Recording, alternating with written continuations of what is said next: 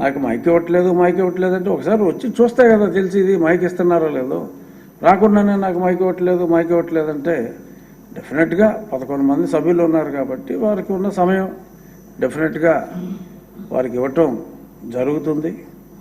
ఇంట్లోనే సెట్టింగ్ వేసుకుని మాట్లాడటం కరెక్ట్ కాదు. ఇంత వైభవంగా అసెంబ్లీ హాల్ ఉన్నప్పుడు వారు ఇక్కడికి వచ్చి తప్పనిసరిగా కుసంస్కారులు కాదు, మా గౌరవనీయులైన ముఖ్యమంత్రి వర్యులు ఇటువంటి చెత్త భాషని ప్రోత్సహించే వ్యక్తి కాదు, అగౌరవపరిచే వ్యక్తి కూడా కాదు. కాబట్టి నేను గతంలో కూడా శాసనసభ్యుడిగా ఉన్నప్పుడు తోటి శాసనసభ్యుడిగా అసెంబ్లీలో వారికి తెలియజేయడం కూడా జరిగింది, మీరు రండి అసెంబ్లీకి కంపల్సరీగా అని.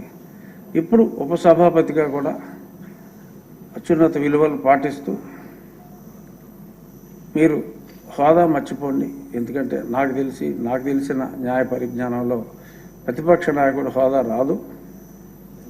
మారం మానేసి వచ్చేయండి అసెంబ్లీకి, ఇది గౌరవ సభ, తప్పకుండా మిమ్మల్ని గౌరవిస్తామని చెప్పి ప్రతిపక్షానికి కూడా నేను మనస్ఫూర్తిగా తెలియజేస్తున్నాను.